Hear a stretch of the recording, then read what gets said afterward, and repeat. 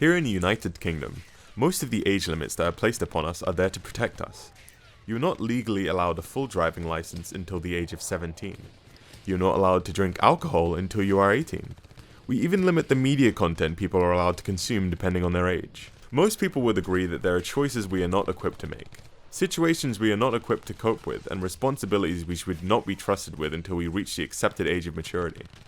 Here in the UK, however, there is one exception to the rule.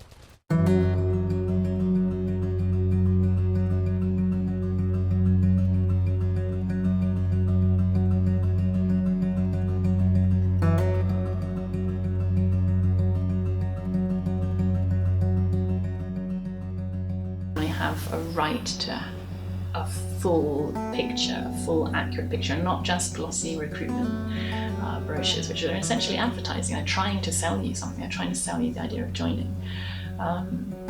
They need to have that. They need to have a realistic information. There should be independent sources where they can speak to people about it. And plenty of parents have been in contact with us saying, if I had known what I was really signing my son up for, I would never have done it.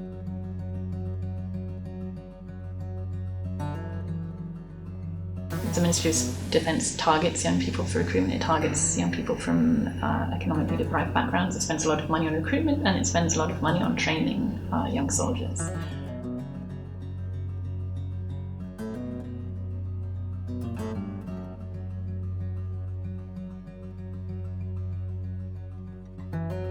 If you look at the recruitment brochure for the Army, it's called the Army Foundation College, it's a training site for soldiers. But if you look at that, it doesn't mention in it a single time the word war. It doesn't mention in it a single time the word death, injury, kill. None of those things come up. It talks about the games room on the site. It talks about fitness opportunities. You know, it doesn't. Clearly, it's not giving you a balanced view.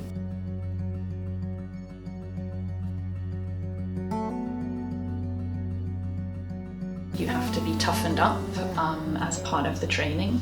There is an intense process of psychological conditioning to enable a human being to do what it takes to kill another human being. That has been shown to adversely affect the adolescent brain.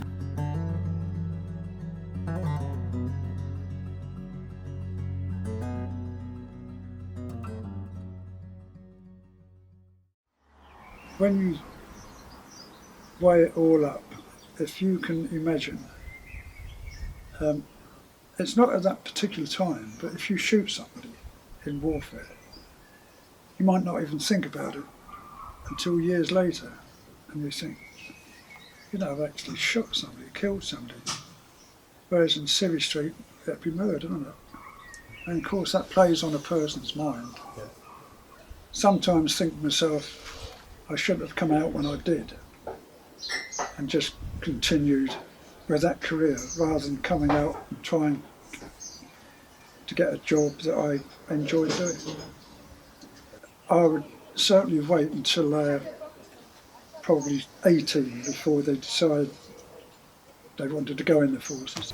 Did see some pretty rough things going on. I mean, in one particular case, there was this was at Plymouth.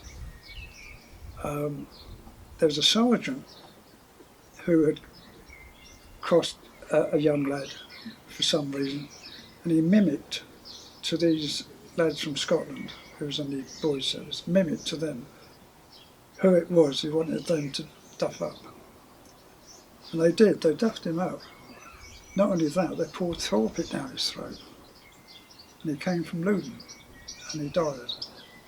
And I was in hospital at that particular time. I'd been on a cross country, and I've been in leap, about third, really enjoyed. Got on a fence, farm gate, wobbled and fell and cut my knee right over. So I had to landed up in the MI room in the hospital, and one of the lads that had done this atrocious thing was in there with impetigo or something on his face, and he was under guard, and they was tried by a civil court, and they got 8 years in, which I didn't think was long enough.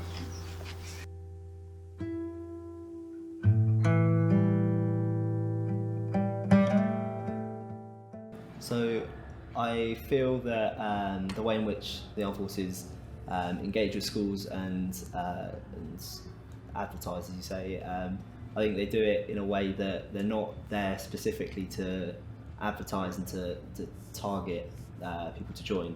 I don't think it's necessarily a recruitment drive, because they don't ever hand out leaflets and stuff at the end of it. It's more of a this is us, this is what we do, and if you're interested, you're free to follow it up yourself, but you're not kind of directed and forced into doing that straight after.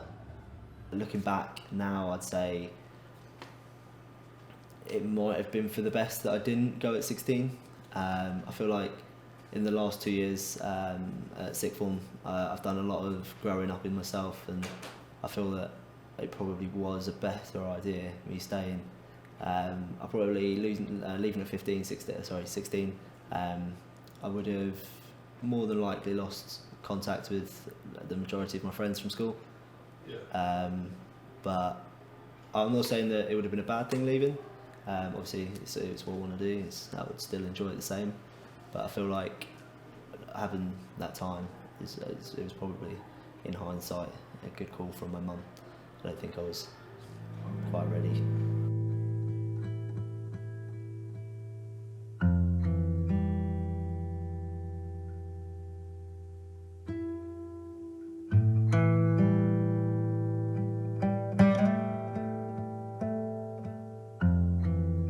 I work at Child Soldiers International. We're based in London, and our work encompasses a wide range of issues to do with people under the age of 18 who have had any form of involvement with a military group, and then what happens to them afterwards. And the objective of the organisation is to end military exploitation of children and young people by ensuring that nobody under the age of 18 is used in any military capacity. The adverts that the British Army puts out for recruitment, they spend a lot of money on them. They spend millions each year. And when you look at the briefing materials that the Army gives to the advertising companies, they specifically, they say who they want to target. So they specifically, in the most recent one, This Is Belonging, were targeting their adverts at 16 to 24-year-olds in an economic category of C2DEs, with an average household income of around £10,000 per year. So it gives you a very clear sense of the Army is targeting young people from economically deprived backgrounds. And the kinds of adverts that you see, there's This Is Belonging. Previously there was Be the Best. That was quite a while back. They're very emotive. They're very they're not giving you a